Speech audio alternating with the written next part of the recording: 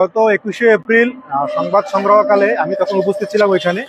তখন ময়নামতি ইউনিয়ন বিএনপির সভাপতি সালাউদ্দিন আহমেদ তার সাঙ্গুপাঙ্গু নিয়ে আমাদের সংবাদকর্মীদের উপর ঝাঁপিয়ে পড়ে। এ সময় আমার বুরুচং প্রতিনিধি সাখাওয়াত হাফিজকে এসে বেধড়ক মারধর করে এবং প্রচুর অত্যাচারের উপর করেছে। আমরা দেখি আমার সামনে একটি ঘটনাটা ঘটেছে।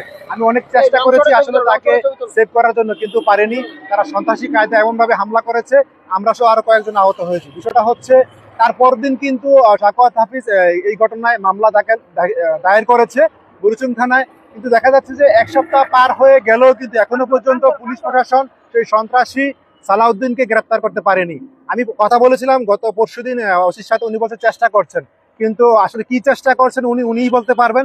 আমরা কুমিল্লার কর্মরত সাংবাদিক বিন্দু এখানে প্রেস ক্লাবের সভাপতি আছেন, তা আমরা দাবি করছি যে অতি শীঘ্রই এই সন্ত্রাসী সালাউদ্দিনকে গ্রেপ্তার করে আইনে আওতায় আনার জন্য। ময়নামতিতে জমি সংক্রান্ত একটি বিরোধের কেন্দ্র করে ময়নামতি ইউনিয়ন বিএনপির সভাপতি সালাউদ্দিন সাহেব, ময়নামতি ইউনিয়ন যুবদলের আহ্বায়ক যুগ্ম আহ্বায়ক জনাব শরীফের জমি দখল করার জন্য ওই জায়গায় যায়।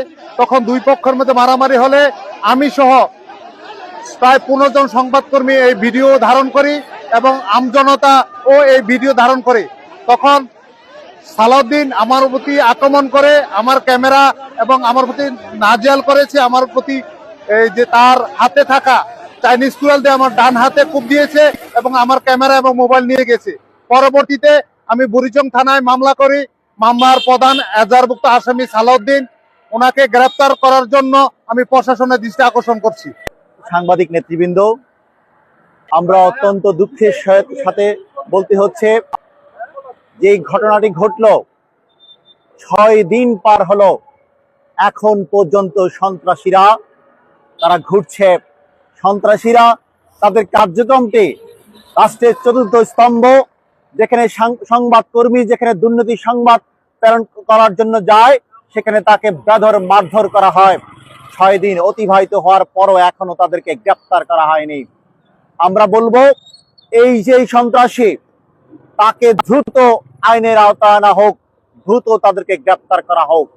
না হয় এই কুমিল্লার সাংবাদিক সমাজ বৃহত্তর কর্মসূচি দিতে বাধ্য হবে।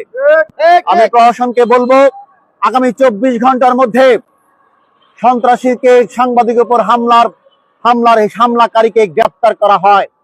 না হয় আমরা আবারও বৃহত্তর কর্মসূচি দিয়ে আমরা জানান দিতে চাই, রাষ্ট্রের চতুর্থ স্তম্ভ এখনো কেন নিরাপদ নয়। বুড়িচং ওসি সাহেব, আপনাকে বিনীতভাবে অনুরোধ করছে, অবিলম্বে সন্ত্রাসীকে গ্রেপ্তার করুন। আমরা রাজপথ দাঁড়িয়ে আপনার বিরুদ্ধে কথা বলতে চাই না। আমরা বলবো বৈরী আবহাওয়ার মধ্যেও যে সকল সাংবাদিক নেতৃবৃন্দরা এখানে উপস্থিত হয়েছেন, কুমিল্লা প্রেস ক্লাবের পক্ষ থেকে, কর্মরত সাংবাদিকের পক্ষ থেকে আপনাদের প্রতি কৃতজ্ঞতা ও ধন্যবাদ জানাই। আজকের এই প্রতিবাদ সভা আগামীতে আরো বৃহত্তর পরিসরে হবে। প্রতিবাদ সভায় মানববন্ধনে অংশ নেওয়ার জন্য বিনীত অনুরোধ, সকলকে ধন্যবাদ।